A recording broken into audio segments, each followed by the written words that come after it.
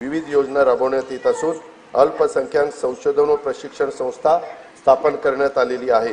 या संस्थेला देखील पुरेसा निधी उपलब्ध करून देण्यात येईल। दिव्यांगांच्यासाठी शिष्यवृत्ती, कृत्रिम अवयव व साध्य विकत घेण्यासाठी तसेच स्वयंरोजगारासाठी अर्थसहाय्य अशा योजना राबवण्यात येत आहेत। दिव्यांग कल्याणासाठी जिल्हा वार्षिक योजनेतील किमान 1% निधी राखीव ठेवण्याचा निर्णय देखील घेण्यात आलेला आहे। राज्यातील विविध समाजातील उन्नतीसाठी 18 महामंडळे स्थापन करण्यात आली असून विविध योजनांचा लाभ घेणे लाभार्थ्यांना सुलभ व्हावे यासाठी या महामंडळाच्या सर्व योजना एकाच संकेतस्थळावर आणण्याचं राज्य सरकारचं नियोजन आहे।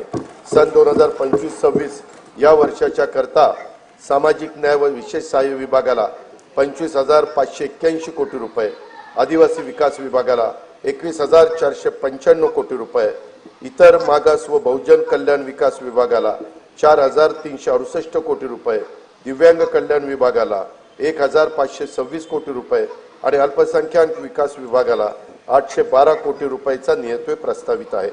असंघटित कामगार कल्याण आभासी महामंडळाकडून 1,75,00,000 असंघटित कामगार आणि शेतमजुरांच्यासाठी सामाजिक सुरक्षा योजना राबवण्याचा विचाराधीन आहे। संजय गांधी निराधार योजना, श्रावणबाळ सेवा राज्य निवृत्ती वेतन योजना तसेच अन्य विशेष सहाय्य योजनातील अर्थसहाय्य सर्व लाभार्थींना बँक खात्यात थेट जमा करण्यात येणारे डीबीटी पद्धतीने लेख लाडकी योजनेअंतर्गत 1,13,000 लाभार्थींना थेट लाभ देण्यात आला आहे। 2025-26 साठी या योजनेच्या करता 50,55,00,000 रुपयाचा नियतव्यय प्रस्तावित आहे। मुलींच्या व्यावसायिक शिक्षणाला प्रोत्साहन देण्यासाठी शिक्षण शुल्क व परीक्षा शुल्काची 100% प्रतिपूर्ती करण्यात येत आहे।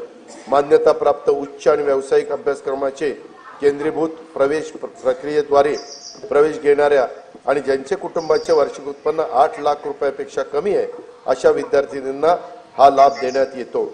मुख्यमंत्री माझी लाडकी बहीण योजनेअंतर्गत 2,53,00,000 लाभार्थी महिलांना जुलै 2024 पासून आर्थिक लाभ देण्यात येत आहे। त्यासाठी आतापर्यंत 33,232 कोटी रुपये खर्च झालेला आहे। 2025-26 मध्ये या योजनेच्या करता 36,000 कोटी रुपयाचा नियतव्यय प्रस्तावित आहे। या योजनेमधून मिळणाऱ्या अनुदानाचा उपयोग बजेट होऊ द्या ना, काही महिला गटांनी आर्थिक उपक्रमासाठी बीज भांडवल म्हणून केला असून अशा गटांना आणखीन प्रोत्साहन देण्यासाठी विशेष योजना हाती घेण्याचा आमच्या विचाराधीन आहे।